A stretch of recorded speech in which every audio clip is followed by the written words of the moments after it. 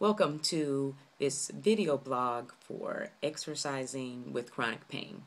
I'd like to give a shout out to one of my followers on Facebook, Raina Dotson, for bringing this topic to the forefront so that I could kind of discuss it a little bit in my experience and exactly see what some things that may be helpful for people that are suffering from chronic pain, which is just a major thing. It could be from having rheumatoid arthritis, fibromyalgia, chronic pain syndrome, chronic pain from osteoarthritis. It's just a whole myriad of things that a lot of people that can be suffering from chronic pain. And one of those things that people have difficulty with is actually exercising, maintaining a healthier lifestyle with chronic pain, because it's almost like a vicious cycle a lot of times that doctor says, hey, you have to exercise, you have to move. It's like, where do I begin or what do I do? Because when I move, it's painful. And this is actually very good topic, because just from doing a light search online, I found out that September is Pain Awareness Month. So this is the perfect opportunity to discuss this topic and just kind of give a little more insight, give you some safe and effective things that you can use. Myself, as a licensed physical therapist and a personal trainer, as a physical therapist, I deal with chronic pain on a daily basis. It's just something that it's always there, and it is difficult to treat. And it's letting people know that do suffer from that you're not alone, and there's some things that you can do. I'm going to take a little bit and look at, actually, on WebMD, just looking at a little bit of a search now, and their definition of chronic pain. It says that pain that lasts longer than 6 months is identified as chronic pain. So, that can be very obtainable between acute pain, meaning early onset is something new, compared to now, if it's lasting longer than 6 months, now it's officially chronic pain. Chronic pain can be mild or excruciating, episodic or continuous, or inconvenient or totally incapacitating. With chronic pain, signals of pain remain active in the nervous system for weeks, months, or even years.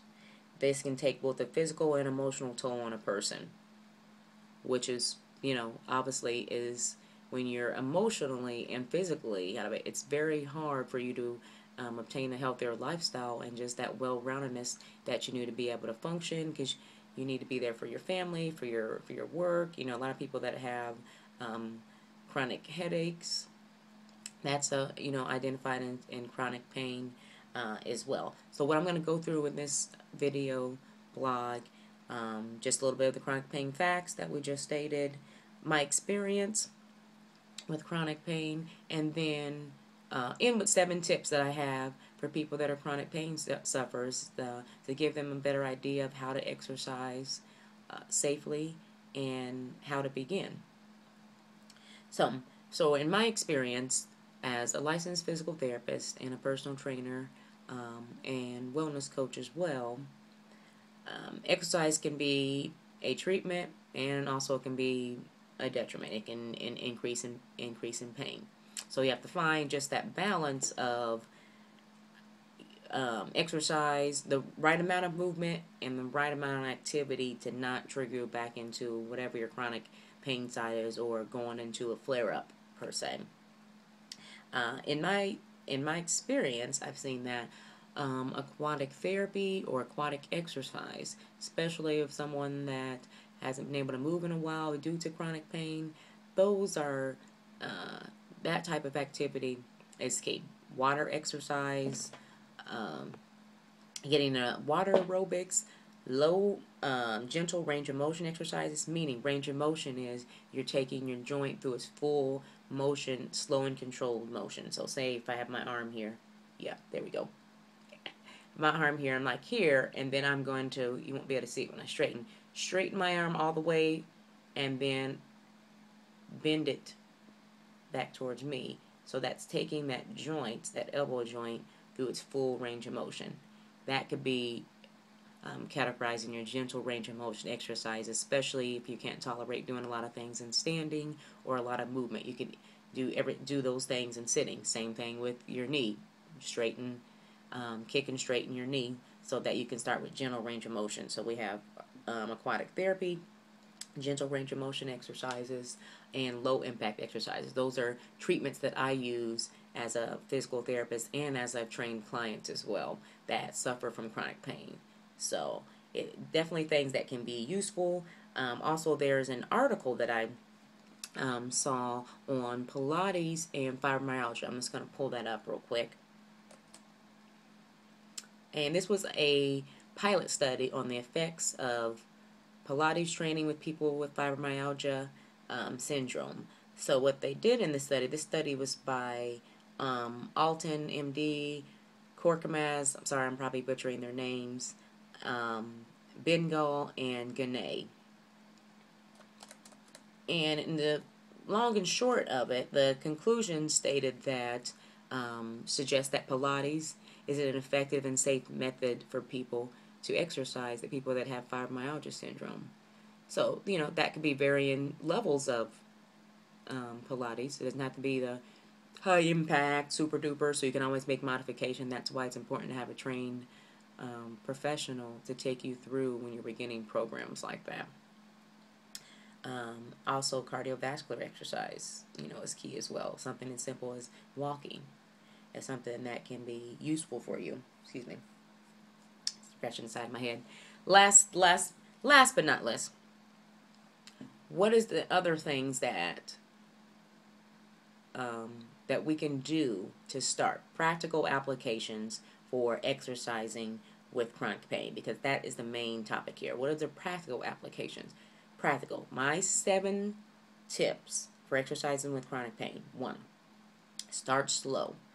Always get medical doctor clearance before starting any exercise routine. Key. Number 2, deep breathing exercises, yoga or Pilates. With deep breathing exercises, that can obviously help with relaxing your central nervous system, as well as being able to have, when you're relaxed and working on your breathing, that's another way to calm down your pain and be able to maybe get you a little bit of pain relief. Number 3, cardiovascular.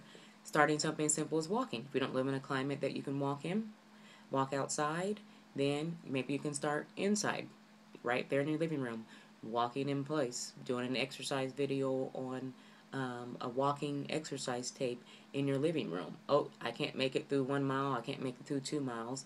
No big deal. Maybe that day you were able to make it through the first 2 minutes. You walk 2 minutes that day. You start there and progress from there. That was number 3. 4, weight training is okay. Light weight and low reps to begin. So sometimes it may even take doing the gentle range of motion exercises. Lightweight, low reps. Tip 4. Number 5, don't progress too quickly. Self-explanatory. You don't need to go from A to Z or 0 to 60 in 2.2 seconds with trying to do heavy impact things when you just began an exercise routine. That's the setup for failure. All right, next tip. Establish a routine and stick with it even on your flare-up days. Those days if you don't feel like getting out of bed, you don't feel like moving, find something that you can do. So you can have your flare-up days routine and then you can have your good days routine. Flare-up days may just be deep breathing exercises and light stretching for 5 minutes. On other days when you're feeling a lot better, it may be, hey, today I can do, a little bit of weight training. I can do a little bit of cardiovascular with some walking on today. Last but not least, always seek the guidance for exercise program. Don't know where to begin. I definitely recommend enlisting a physical therapist. And if you're going to do personal trainer, obviously ask the personal trainer if they have experience in dealing with people that have chronic pain. And obviously I can suggest myself, because being a physical therapist and a personal trainer and a wellness coach as well, I can look at those different aspects and develop specific programs for you that are safe and based on the level where you begin at.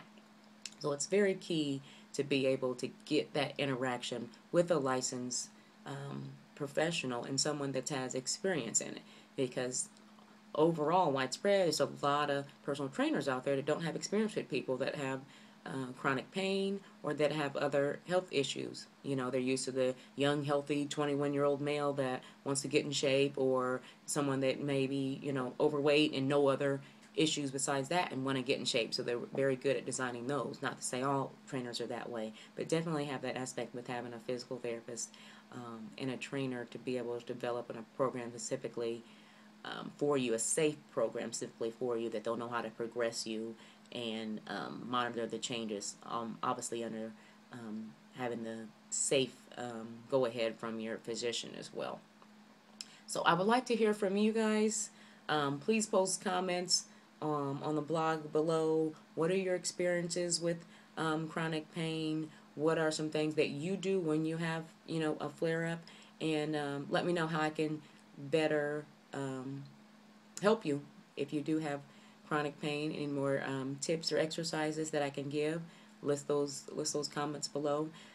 Thank you for chiming in. Hopefully this wasn't too long. Gives you a little bit of brief overview on exercising with chronic pain. Once again, my name is Dr. Letitia Poulard, physical therapist, wellness coach, and personal trainer. You can find me, aka Fit Lady, at www.letitiapoulard.com. You can find me on Facebook, aka Fit Lady, and also on YouTube. Holy Lifestyles Fit is my YouTube channel. Thank you. Have a good evening.